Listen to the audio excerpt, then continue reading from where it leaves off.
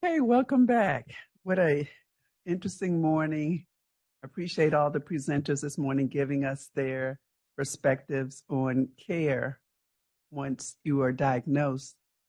We focused a lot on the primary care sector, but I want you this afternoon to think about other sectors.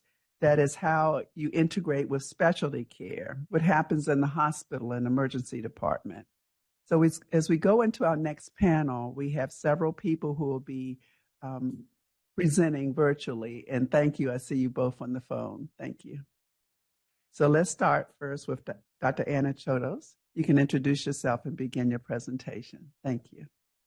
Thank you so much. And I just want to echo the sentiments of everybody else. That We don't hear you, Anna. Oh, Try again, please. sure.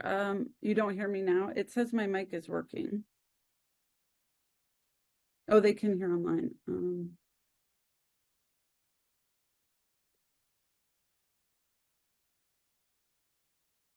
Sorry, now probably people hear me typing.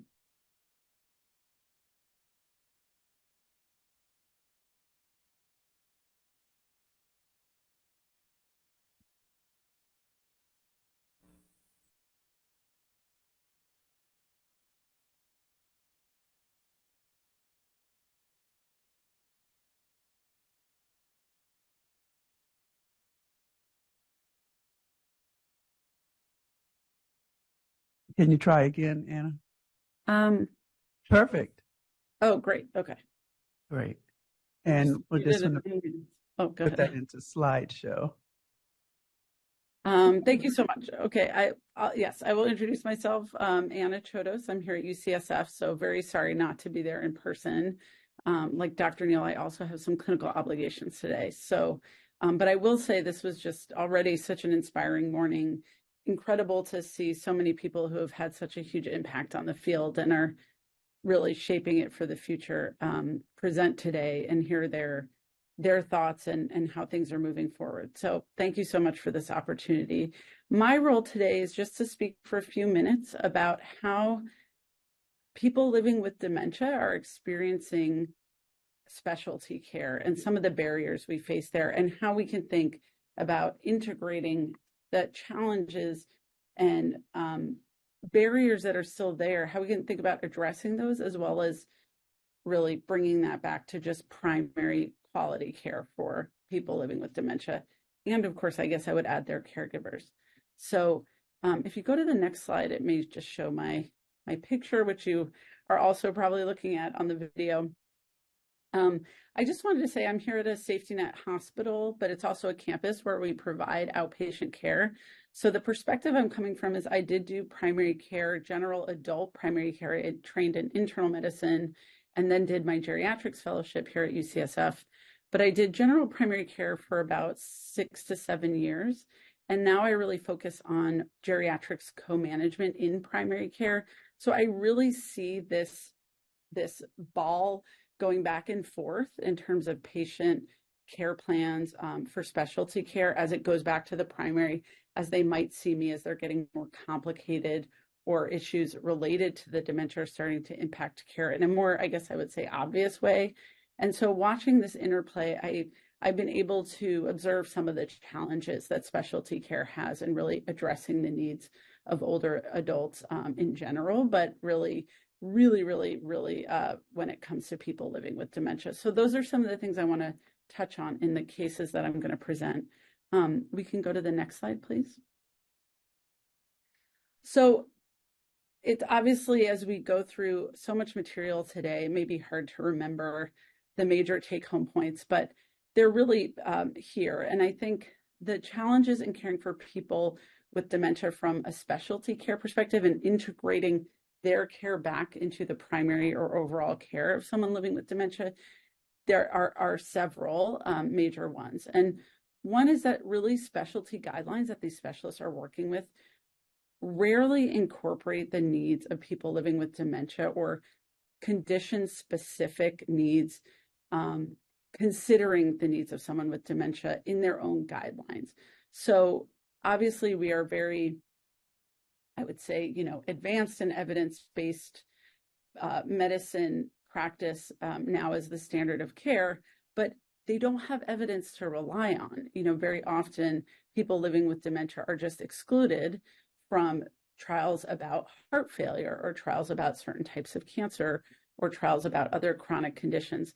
So it's not to say that they're flying blind by any means, but there's no specific call out or no specific consideration for these folks. And as we heard earlier from several presentations, people living with dementia are often living with multiple other chronic conditions. So while at once being extremely relevant, it is somewhat of a data-free and guideline-free zone.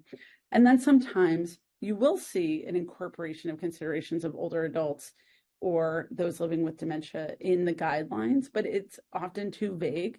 So consider prognosis or consider frailty, when most specialists, let alone most general internists, most geriatricians, may not fully know how to incorporate that advice about considering frailty. So while it's really well-intentioned, really, really relevant, and really, really important, it may not actually be operational or operationalizable in the way that it's sort of framed in some of these guidelines. For example, for optimal medical management of coronary artery disease or something like that. The other thing that is a clear challenge is that while the risk factors for many chronic conditions like diabetes or heart disease are going to overlap with the risk factors for dementia, that is not a consideration as well. So for example, you don't see recommendations about addressing risk factors for heart disease also calling out or emphasizing the importance that it could have to brain health as well. This may not be a direct limitation to a clinical care visit, but it is just such a huge missed opportunity.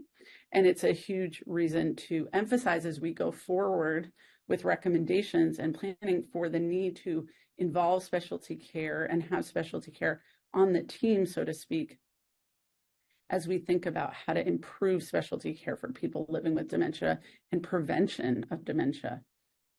And then finally, dementia is just going to be really relevant as people with chronic conditions progress through their condition, and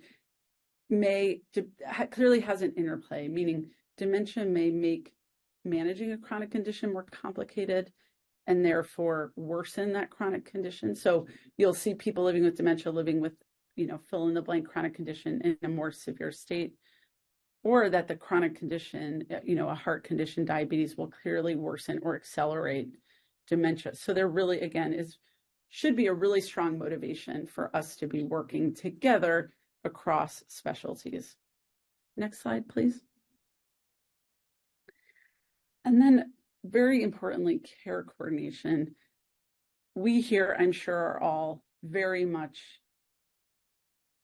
bought in and championing the need for good care coordination across social, community, medical services for people living with dementia, or just good care navigation within healthcare systems and the needs of people living with dementia to access and manage their multiple visits across health systems. But then we also know and see, I would say routinely, the failures of our system to be there to really catch and support people living with dementia. So the challenges for care coordination are really enormous, especially as people become more and more complex. So people with chronic conditions are the people supporting them, their care partners, are going to have to be experts in care coordination across their health systems, but they're going to find varying levels of support from the actual health system in that regard. And so in the cases I'm about to present, which hopefully will be a little more interesting than my summary here, I think we're going to see that some specialties are just far more equipped and sort of in the practice of doing good care coordination. And what that really comes down to, I think, when we see it on the clinical level and when we're experiencing being healthcare providers in our current system, is just that there's some real luck involved. Do you work in a system where they happen to have funded a really robust social work team for the oncology service, or the HIV primary care team happens to have a really good social work service or care navigation program? And other places, they're just not going to have had the resources to support that kind of care coordination, human resource, or they lost their city funding for something like that. So it's just so hit or miss.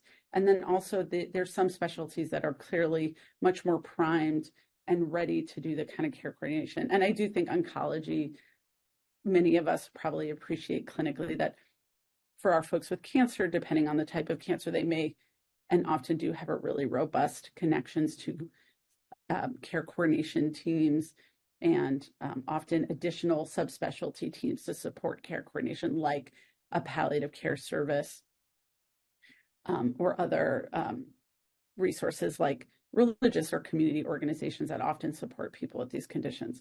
So I think the big take home is that sometimes we can hope that that person is going to get really person-centered and dementia-capable care within the context of another specialty, but it is just so hit or miss and can be more specialty-based or even just more local and resource-based. So next slide, please. So how do we proceed and how do we think about creating a primary care or even primary care for dementia, people living with dementia, which I saw can be across multiple specialties like neurology, psychiatry, and primary care like family medicine or internal medicine? How do we think about building into those systems ways to help support people who are seeing a lot of specialists? And how can we help to bring in the specialist side of things to do more care coordination, more dementia appropriate focused care and care planning with our patients? So I'm happy to present a couple of patients who I've seen over the years. So next slide, please. So the first one is really about a gentleman who's managing a cancer, a chronic cancer, prostate cancer, and sort of his journey. And I sort of put on here as much as I wanted to say and not say and think through with you. So when it comes time for questions and conversation and just next steps, I hope that this gentleman's case will be helpful. But Mr. Ponce is a 68-year-old man who's already had, at the time that we're meeting him, has had prostate cancer for 11 years. His history is such that he was diagnosed and had initially radiation therapy and androgen deprivation therapy. Then he was, while he was being monitored, was found to have pulmonary metastases and started on additional treatments. And then in the last year, his oncologist noticed that his PSA was increasing again, which of course could be his cancer, but that in further conversations with him, realized that in part, it seemed he was not taking his medications as prescribed. And they got an alert from a pharmacy, which is an interesting consideration. You know, how can our community pharmacists be part of our team as well? But they got an alert that, and as our system integrated with the pharmacy data, that he wasn't actually refilling his medication. So that was a sign that maybe something was changing. Next slide. So this year, to the primary, his family was reporting symptoms of cognitive decline. And they said it was sort of coming up, and we were talking about it in the context of his medication non-adherence. But they were able, when really asked, to notice that perhaps his symptoms had started, in fact, 2 years prior.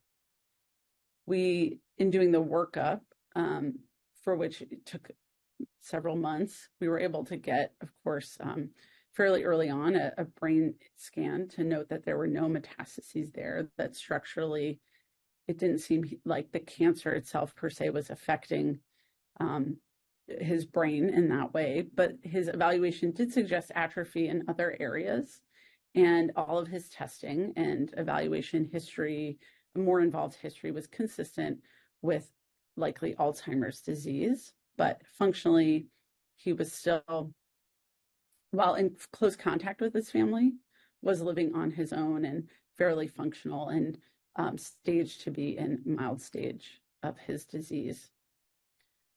So with this, his team, really primarily responsible for his day-to-day and overall management, were able to work with his oncology team.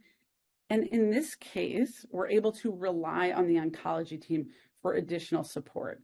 So they had a social worker who was able to work with him and figure out some strategies for medication management, how his nearby family could be more supportive of his medication management.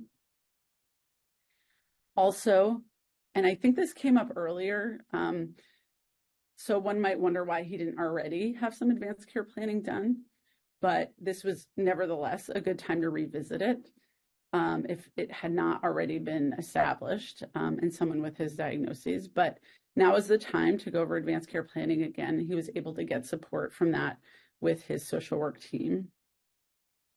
And a goal there was really to start to talk about who might make decisions for him around all of his treatments, but including his cancer treatments, and what his wishes might be given his long history with the disease. And, was he having current symptoms? Would he want to consider additional treatments?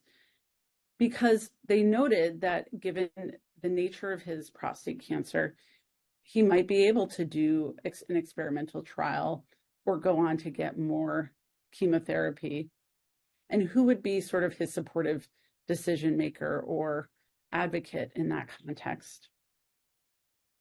So I think a couple of things I want to highlight here are how we can really leverage all the additional support that a specialty clinic might have, some of their expertise around advanced care planning.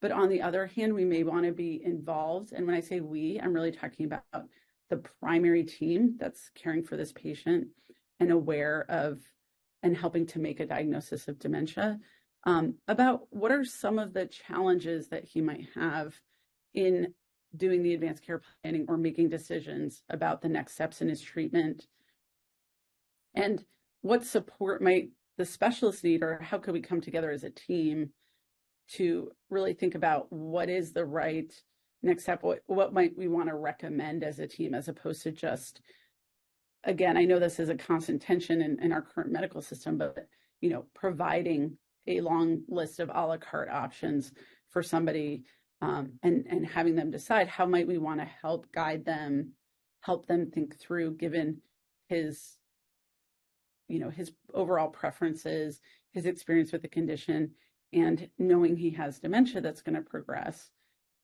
How would we want to help guide them through these decisions? And I think this is where the primary team, who knows the patient very well, a specialist like ourselves, for those of us in geriatrics and dementia care, on how to really work through decision making with someone who's having cognitive decline in the context of dementia.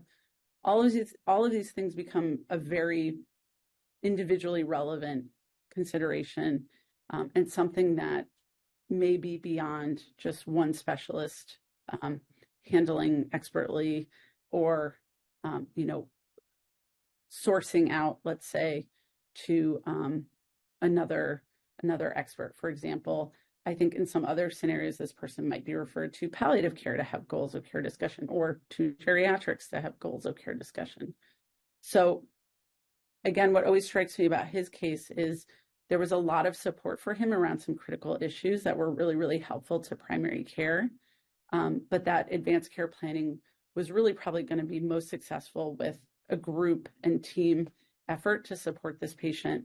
But that can be a really hard thing to coordinate depending on your system and additional resources. Next slide, please. So another case, and I always think about this lady when I talk to trainees and talk to students, to point out how we can't really wish for things to be a certain way. We really have to work with the way things are. But Miss Edwards was a really just incredible, lively, really, frankly, very stylish woman who I always enjoyed seeing. And she was my primary care patient for a time. And she was really struggling with heart failure, which almost certainly was not helping her with her mild dementia. And she was struggling because with her dementia, she wasn't really able to manage her heart failure very well. And in her situation, I know we've talked about this many times as well, we're really concerned about what that person's support system is and, who's there to help her kind of get her needs met and do medication management. But she lived alone, and her main support was, thankfully, an older sister who checked on her all the time, especially by phone, because she, while being cognitively very well, had very serious limited mobility and was not able to come to appointments. So she lived nearby, and they did see each other often because of social activities and other family that would get them together, but mostly talked by phone, and she supported her by phone. For example, reminders to take medications, but she couldn't verify that her sister was taking medications, and her sister always came to appointments alone. So one of my favorite things about her chart, if not her care, was that her prior cardiologist had put an alert. So it was something, if you signed into the medical record, a huge alert would pop up and say, Dr. So-and-so from cardiology will not see this patient unless she's accompanied by a caregiver. But this was really unrealistic because, as I mentioned, this patient did not have a caregiver who physically could accompany her in person. But this cardiologist was really, really frustrated because any medication suggestions he suggested or changes he made or suggested were never made. She would return every time in, still not optimized with regard to her heart failure. So just the obvious here, right? Which is you can't wish something into reality. You have to really work with the patient and their circumstances and either help them figure it out or, accept reality. So next slide, please. So I think there was perhaps a slide before that, which I can go through quickly. So she did this person left our system, and she got a new cardiologist, and this cardiologist noticed she was clearly clinically not well compensated with regard to her heart failure, and was noticing that this was probably making her cognition worse, so a really kind of terrible and reinforcing cycle. So the cardiologist proactively reached out to the primary care provider to help coordinate strategies to help her with medication management, recognizing her limitation as a cardiologist to have the support she needed to do regular medication management in the home and help arrange additional services. That was not her strength, but realized that's what she needed, so she went to the primary. Next slide, please. And so what she did was the PCP set up a conversation with a social worker from the heart failure clinic as well to help expand her resources a tiny bit, and said, okay, we can start working with a community agency who can provide a caregiver who can do the paramedical task here of having her take medications.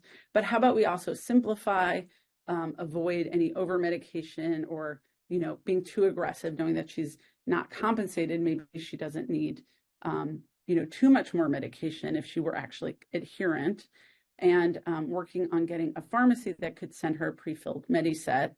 And they all agreed to no as-needed medication. That was didn't need to be on our medication list and wouldn't be realistic for her.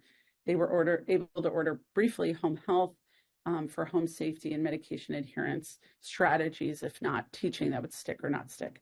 And so the next meeting, the PCP planned to have a meeting with the sister over the phone while the patient was there in person to do advanced care planning as well. Next. Next slide, I'm so sorry. So just in summary, I hope these cases briefly illustrate that for specialists, they're often not thinking first, does this person have, a cognitive disability, a learning disability, something that's going to affect self-management, and particularly in people with dementia, their guidelines are just free and unencumbered by any additional mention of how to really work on, the thing they're doing for somebody living with dementia. But we all know that making a personalized plan is essential, and I think that is a shared principle, much to all of our benefit and our patients' benefit. But coordination can be hit or miss, and it can be very challenging, and it's certainly not in all places systematized. It can be really provider or specialty dependent. And working with caregivers and understanding advanced care planning can be a shared responsibility, which can be great and really helpful to everyone. but can also be something that we should be coordinating on some level in terms of, having a real conversation about it and not just treating it as a checkbox.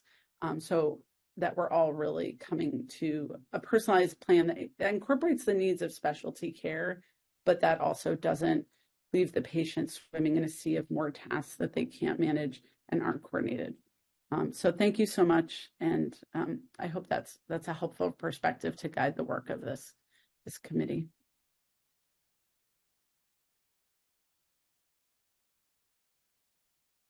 Yes, it was very, very helpful. So thank you very much for that. Next, we're going to turn into another environment, which is the hospital. Thank you. Can you hear me? Yes. Oh, great. So thank you so much for having me today. I'm Dr. Heidi Weierman. I'm a geriatrician at Maine Medical Center in Portland, Maine, the division director for geriatrics there. And my clinical practice has evolved over the years. I started in the hospital working with a program to prevent delirium for hospitalized older adults, and now my primary clinical practice is in the outpatient, working with individuals with dementia, and their caregivers, helping them navigate the journey. So this topic is really near and dear to my heart, and I'm happy to share with you. I have no financial disclosures, but I have worked with the hospital elder life program for over 20 years, so I'm a little bit passionate about it. And just want to make reference that I steal slides from people, because why reinvent wheels? So thank you. Go ahead, next slide. So our objectives today are to understand the connection between delirium and dementia. And I think the prior presentation, when things go awry with those chronic medical conditions and people wind up in the hospital, how can we help them successfully navigate the hospital and leave and get back home in as good a condition and better than when they came to the hospital. So I want you all to be aware of ways to prevent delirium in hospitalized older adults, whether you have a hospital elder life program or not. And this fits really well with the age-friendly health system framework that includes what matters mentation in the hospital being delirium and delirium prevention, as well as dementia identification, medications, and mobility. Next slide, please.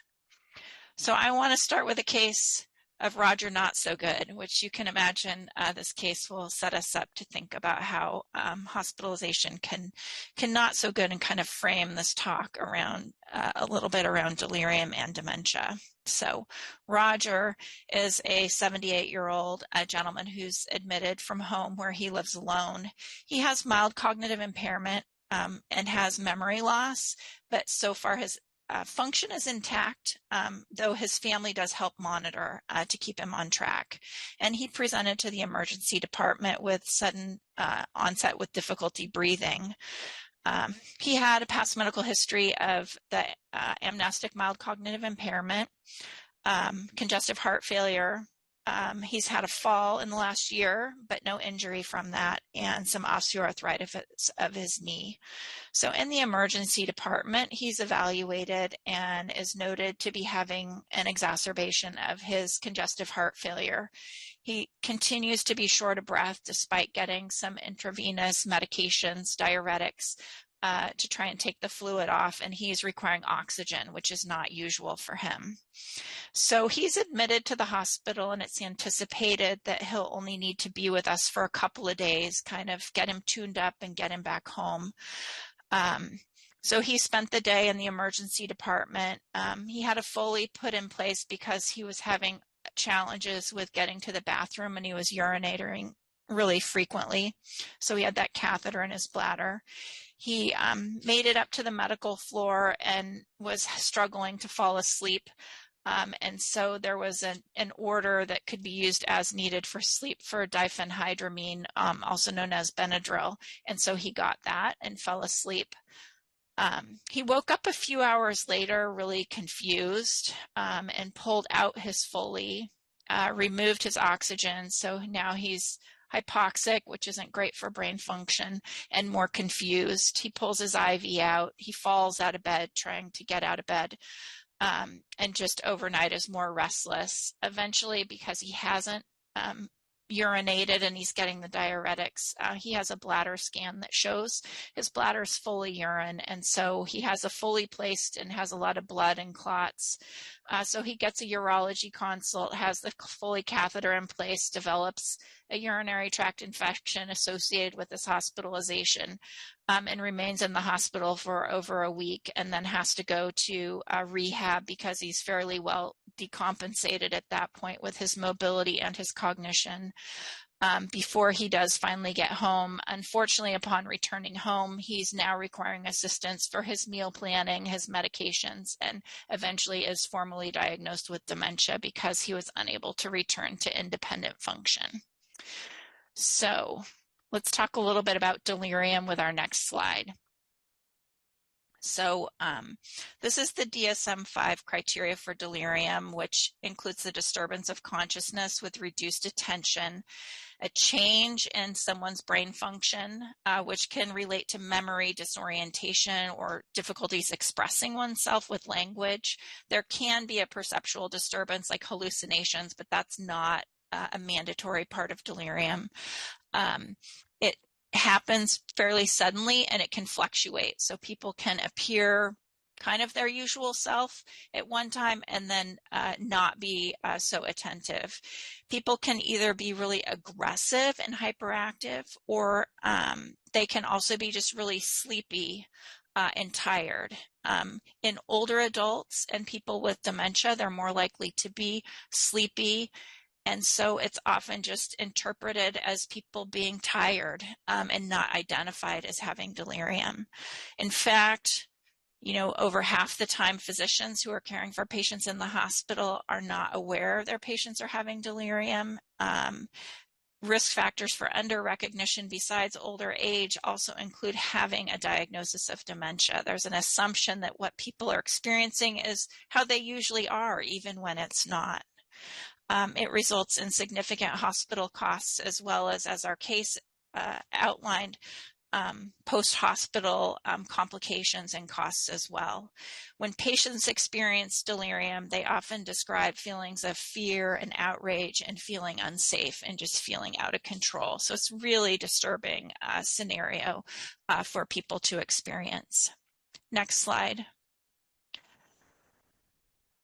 Aside from the experience of the delirium being disturbing for anyone who has it, it's also associated with a change in trajectory of people who have dementia. And so if someone with dementia is hospitalized and experiences a delirium, on average, they're going to have an acceleration in their trajectory of decline. And so this graph, where actually lower is better on this graph, shows that the folks with the open boxes are having acceleration in their cognitive function after experiencing delirium. And this accelerated trajectory occurred over 3 years after hospitalization. So it's not just in the immediate period after hospitalization, it continues. Next slide. So as I said, it's often under-recognized. So I have to say, since I trained in fellowship to now, there's been so much work on identification of delirium, and there are many, many tools out there to do that. The confusion assessment method is one of the most widely used tools. It comes in some short and long forms, as well as a form to use in the intensive care unit where people may be intubated and unable to communicate. And, it's really recommended that during hospitalization that we screen for this, we look for delirium. And so it's been really integrated into nursing assessments. So hopefully over time we'll be better at identifying it, because if we can intervene, then we can improve trajectories. But really the best thing we can do is try and prevent the delirium from happening altogether. And so I would like to go to the next slide. So I'd like to tell you a little bit about delirium prevention in the context of the Hospital Elder Life program. This program is a patient-centered care program for during the hospital stay that uses an interdisciplinary team that includes volunteers.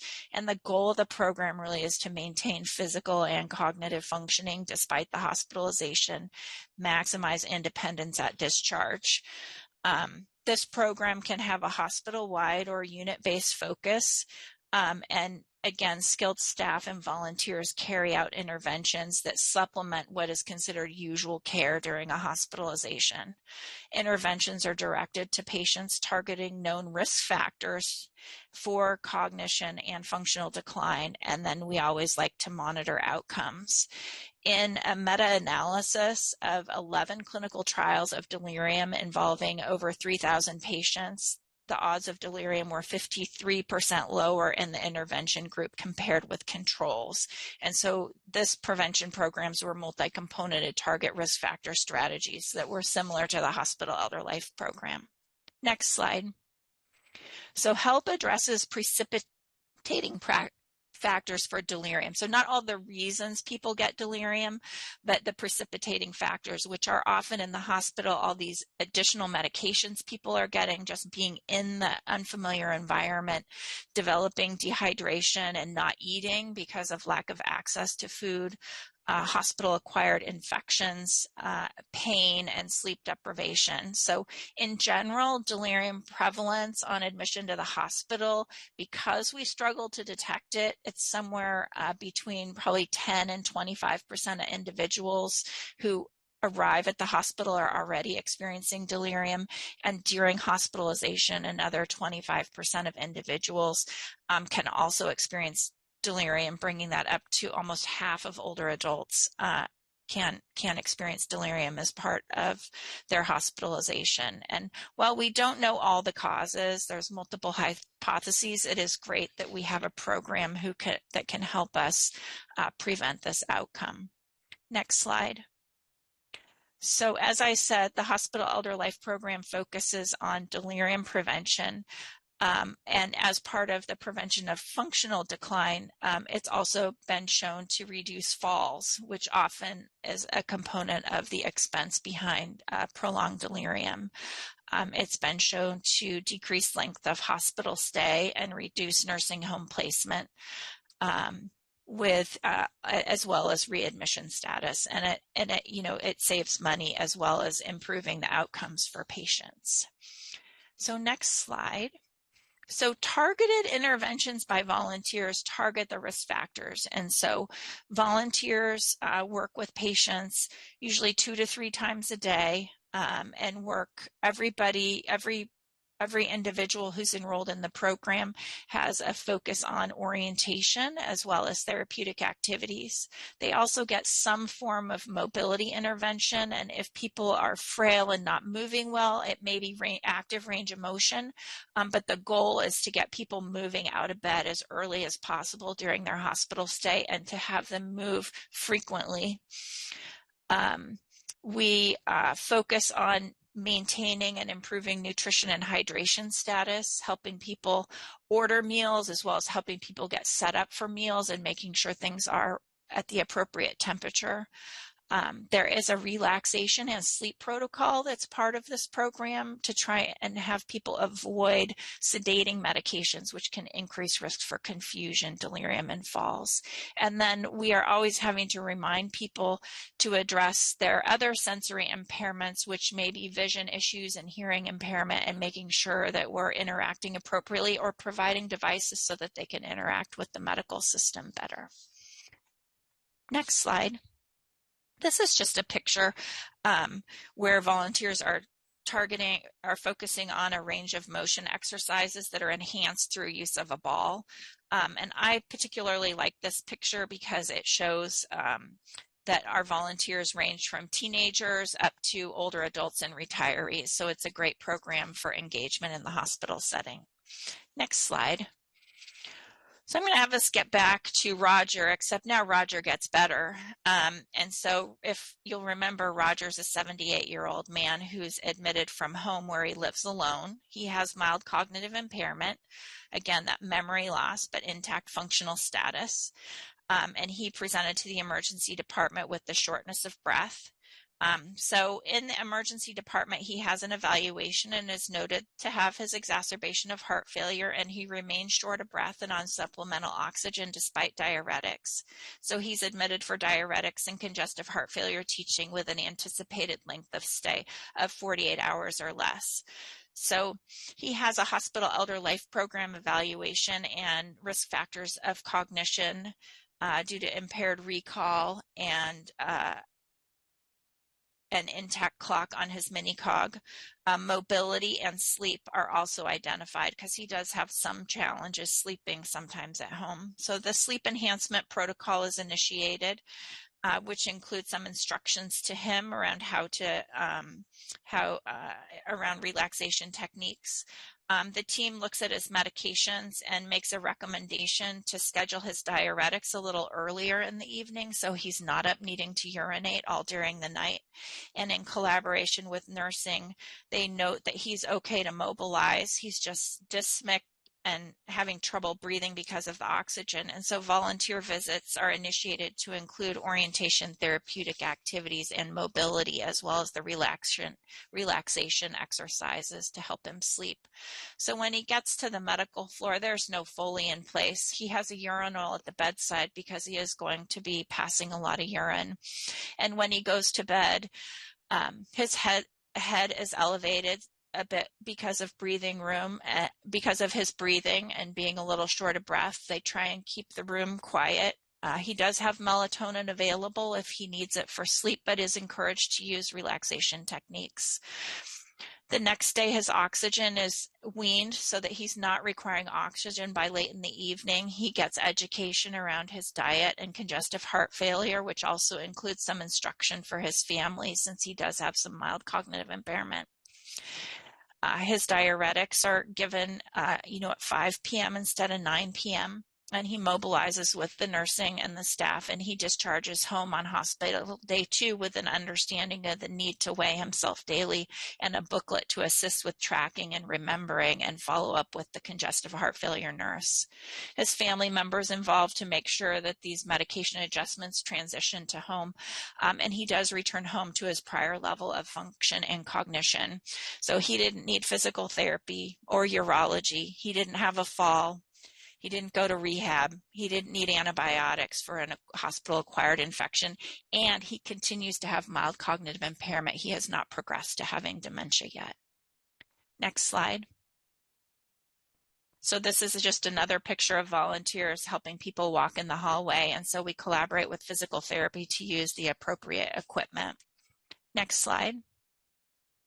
So what if you don't have help? Because not everyone has a volunteer program at their hospital. And also, our goal is to not have people go to the hospital, so people may live in congregate settings or at home, and their family and friends may want to know what they can do to help people recover from illness. And so I say move, move, move, keep moving, even if it's a little bit frequently during the day. Really help people stay hydrated. When you're sick, you're often not motivated to eat and drink, and so that extra encouragement can be helpful.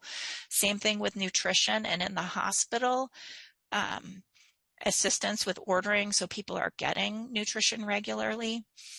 Sleep at night without sedatives, and really in the hospital we need to try and avoid waking people for vital signs if it's not imperative that we continue frequent vital signs, and limit medications for sleep. It's also really important to try and help people stay awake in the day, and so engaging in the day, although naps are okay when you're sick as well. And then for families and friends to know the symptoms of delirium so that they can seek more assistance if they notice some changes. And I think that's really important as well, because delirium is a medical emergency and has a significant negative outcomes that we need to work together as teams to navigate that. I think that's the last slide. Thank you.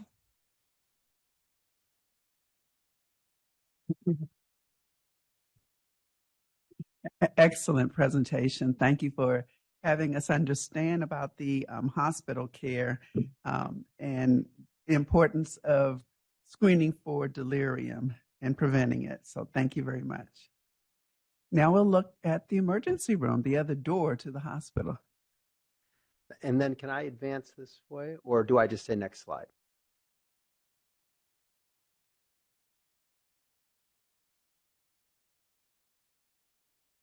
No, thank you so much.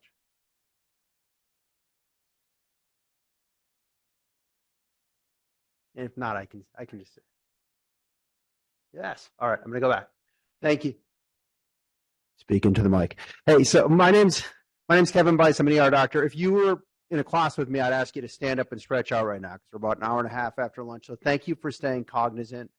I really appreciate it. It's generous. So I'm an emergency medicine doctor. I'm going to tell some stories and tell a story that really should be entitled A Good Start. So a number of us that practice emergency care have looked around. And my story is I was in residency up in Boston. I was at Mass General Hospital. It was in 2005. And by the way, now I work at UNC. I want to meet George. But I was a resident, and there was an older woman on a cot in the corner, the trauma part of the Mass General ER. So it's where you went for a heart attack, stroke, someone shot you, bad day. And I left the ER at the end of a 12-hour shift, tired. I just wanted to go get some food. I came back the next morning, 12 hours later, same woman, same corner, same cot. And I got mad. My grandmother raised me. I got mad. I didn't know we'd probably given her a urinary tract infection. We didn't learn this stuff when I was a resident. I didn't know that, that she had hypoactive delirium. Today, I know she probably had dementia underneath hypoactive delirium, or at least possibly, and that she, had significant skin breakdown, and that we'd prolonged her hospital stay tremendously. What I knew, it wasn't consistent with the values that I upheld as someone who's proud to take care of people that are sick.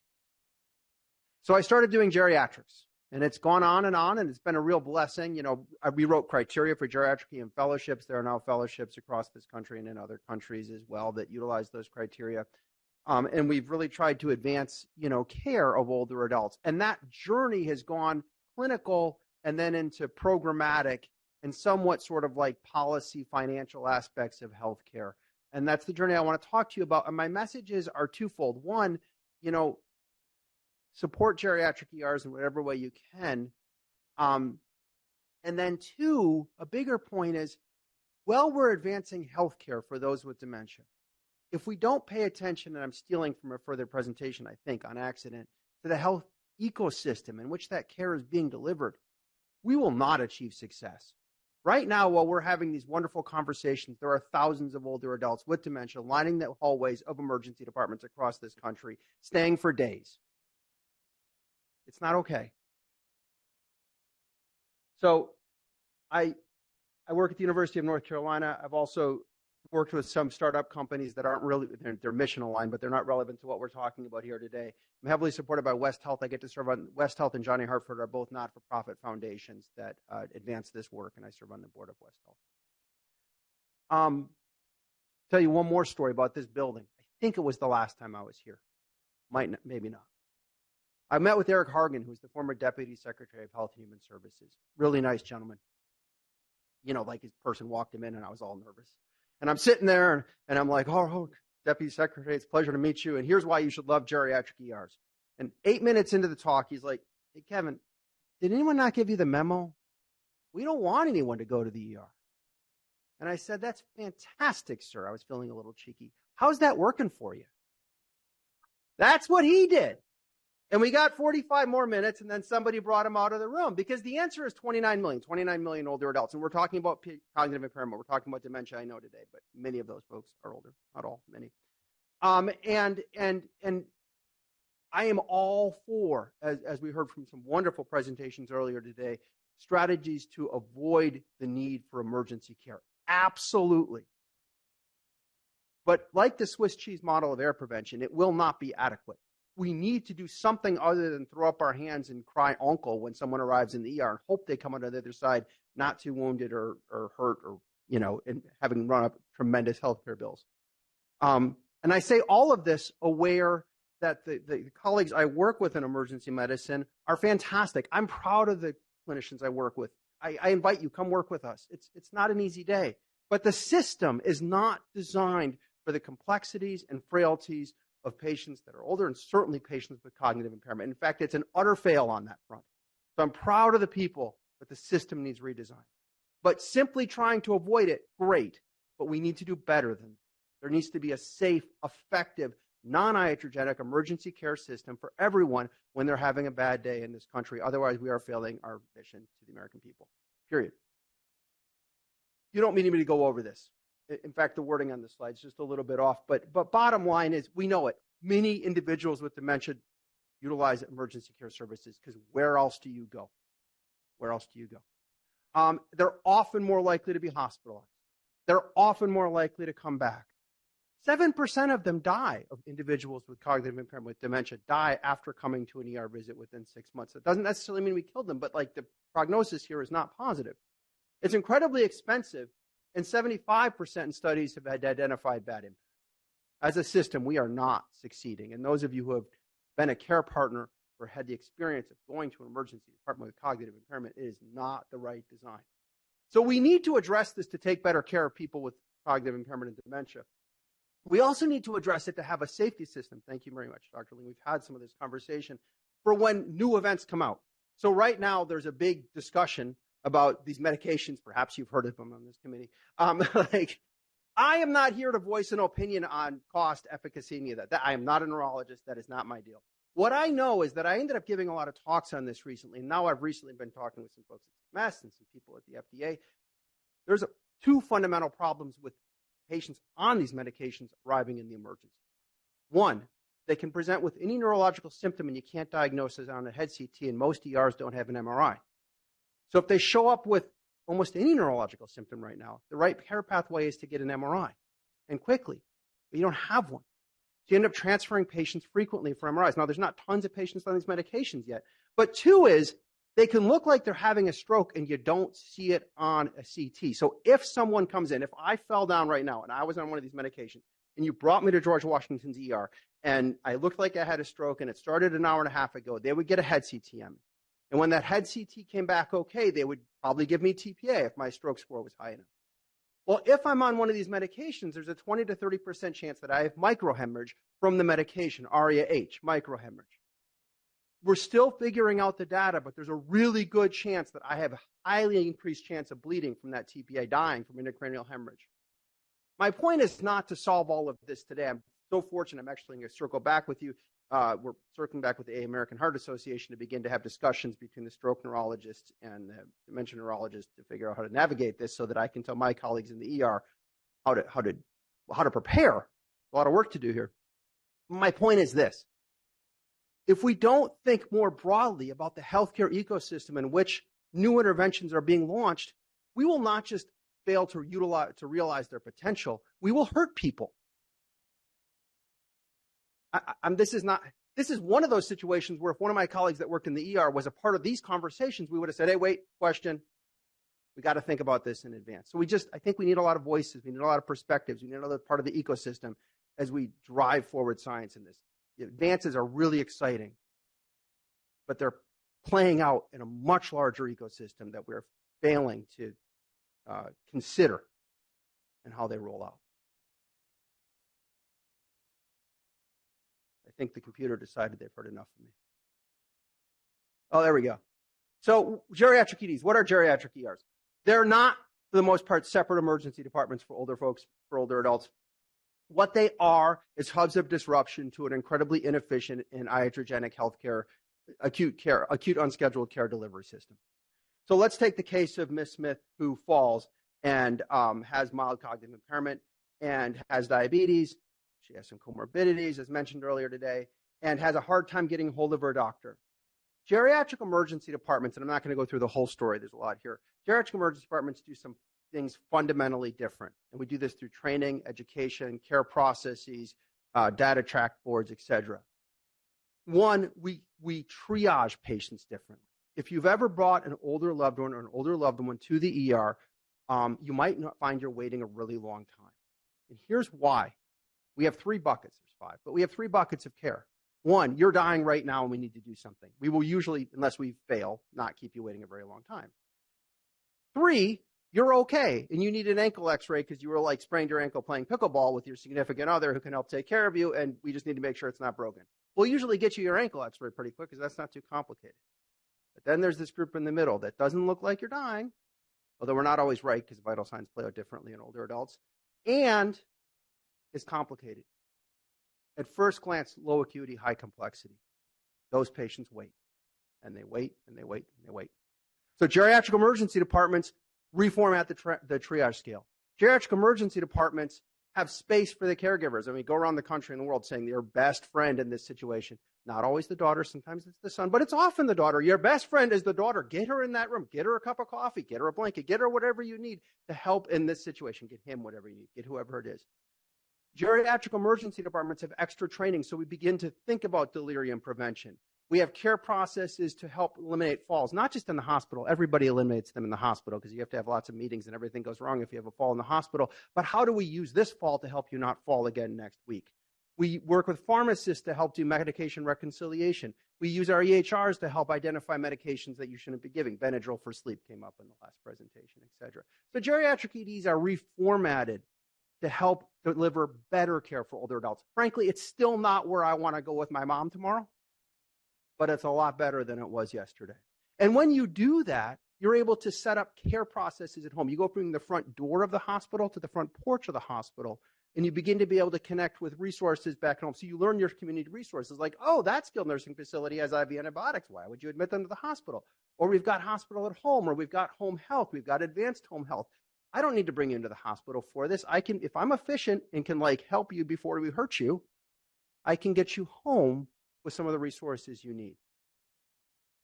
So we work on physical settings. I have plans. I've worked with architects that have redesigned entire emergency departments for older adults.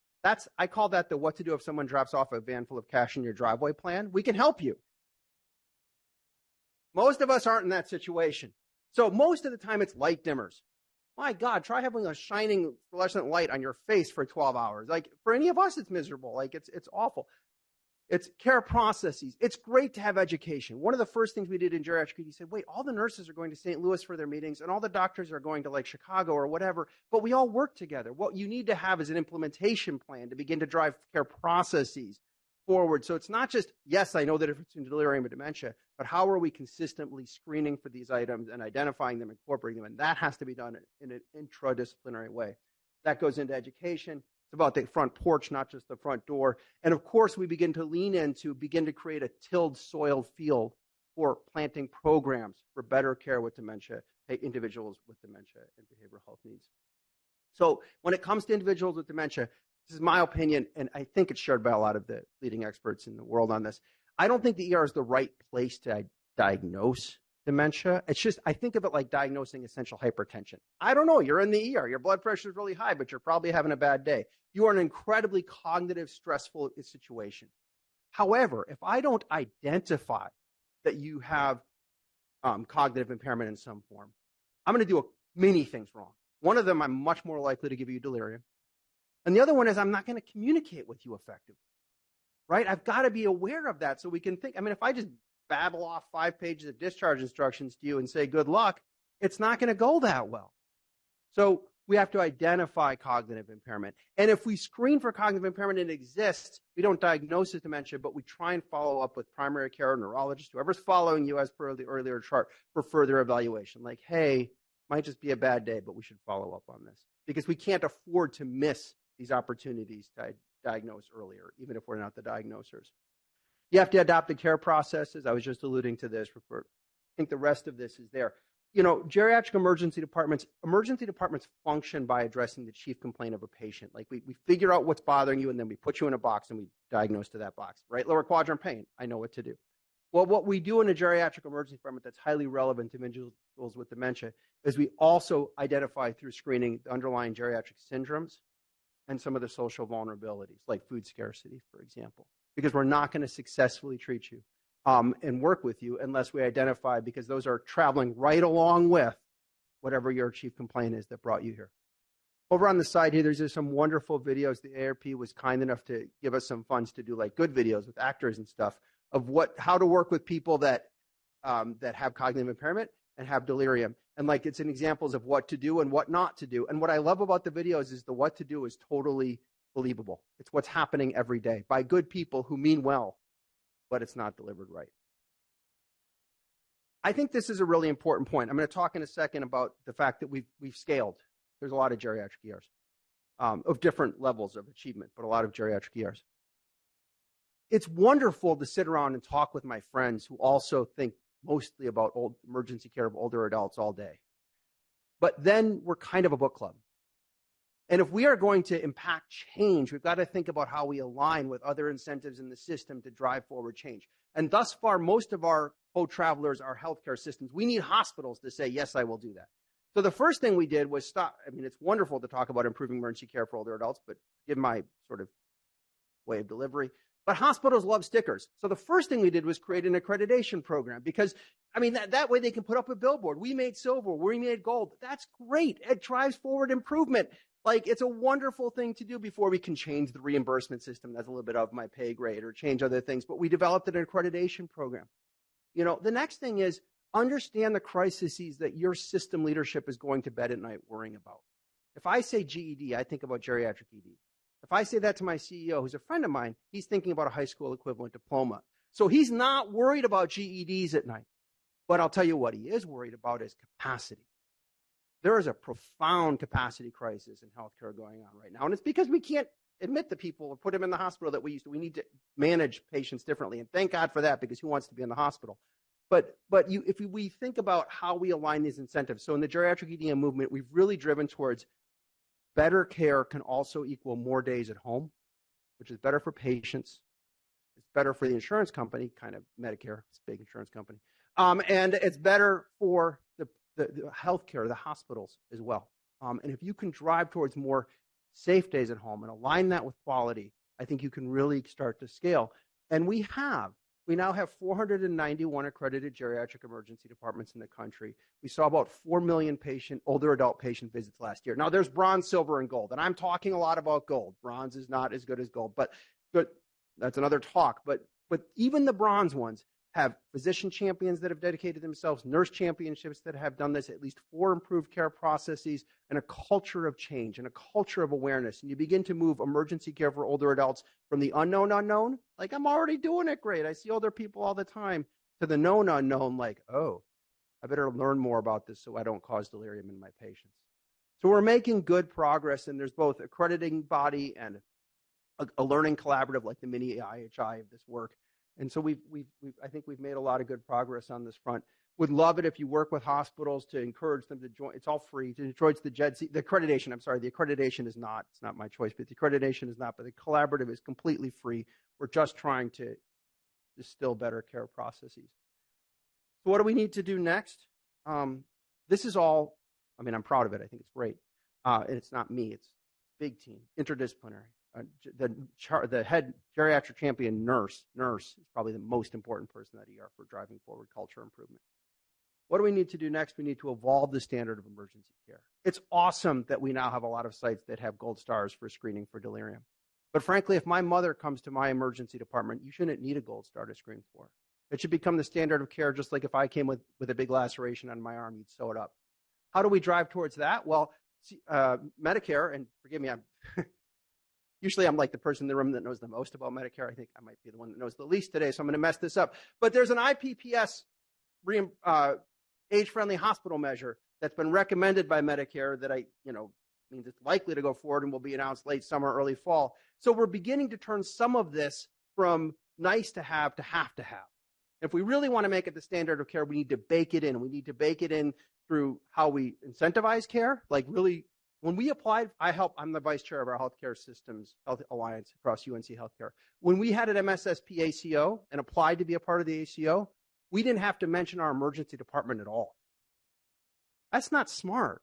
Like, we need to be a part of the deal. Even if you can keep people away, we need to be a part of the deal. So if you want to make it the standard of care, either through carrots or sticks, aligning with, value-based care, risk-based care, whatever you want to call it, or having disincentives for not doing it, like ISSP programs. Either way, it has to be baked in. It can't just be, isn't that cute? You're doing a better job for older adults.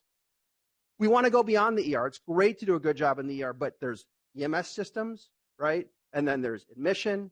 You need to begin to develop like 4M, the age-friendly framework, across the whole healthcare system. You need to use the same language. We need to use our EHRs, this came up earlier, for us, not against us, so that we can really have tools that drive forward fundamental parts of care, a lot of which came up in delirium prevention before. Health equity, I'm worried about this. We are now demanding that every site track not just how many patients are getting the interventions, but who's getting the interventions. Because I think it's likely that people that speak a different language, people that don't have the same socioeconomic access, or people where there's cultural divides, this is not some kind of brilliant insight on my part, but they're probably less likely to get new models of care. And if we don't start tracking for it, I'm afraid we're going to have disparate distribution of these models. In fact, I'm sure we already do, but we need to address it. And we need to realize that, physical and mental health are linked. And as we think about individuals with cognitive impairment, we think about people with dementia, and we think about, you go to an ER right now, any ER, I'm not going to name them, just drive to one. You're going to find a lot of people there for a very long time, by which I mean many days, that have dementia with behavioral health issues, and they have nowhere else to go. And so we have got to start really doing a better job of leaning into those opportunities and challenges. So I think that's all I have. I really appreciate it.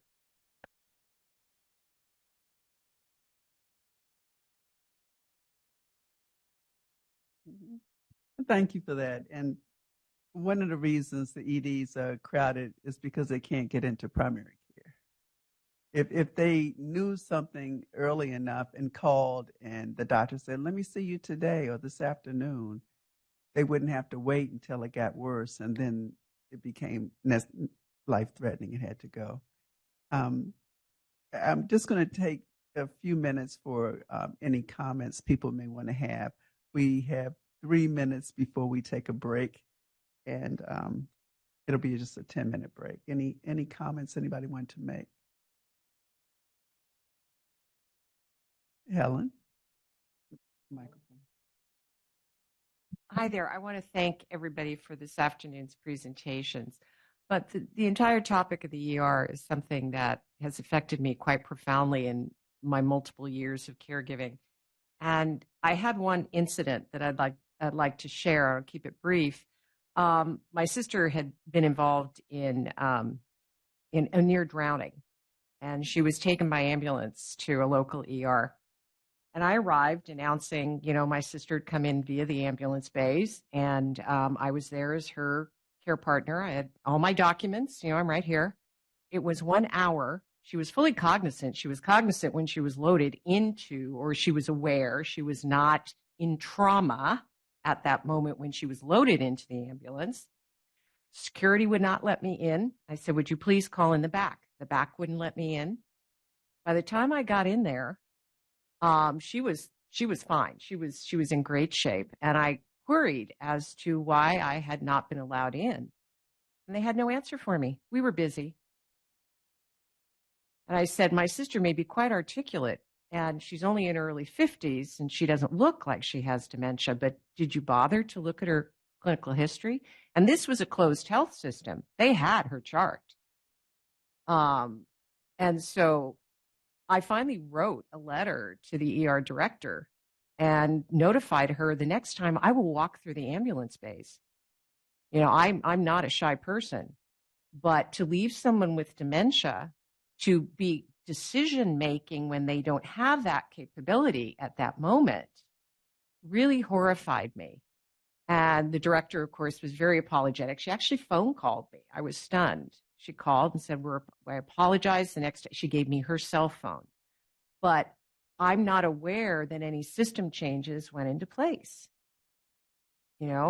So if someone who is very versed in healthcare systems has these difficulties, I have grave concerns for those that not only can they not speak for themselves, but their caregivers not able to speak for themselves. Yeah. I just want to say, I think that's an excellent point. A couple of years, the beginning of the COVID pandemic, wrote a series of articles with AARP called Caregivers Are Not Visitors. And I think that, right, I don't know how to change that into policy. Like I'm sort of just a hyperactive ER doc. banging a drum in any direction I can and seeing what happens. But that, I think that begins to encapsulate it.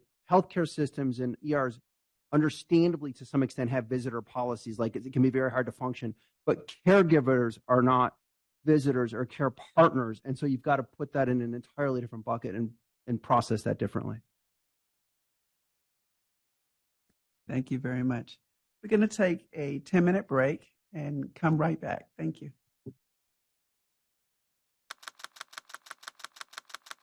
Produced by the U.S. Department of Health and Human Services.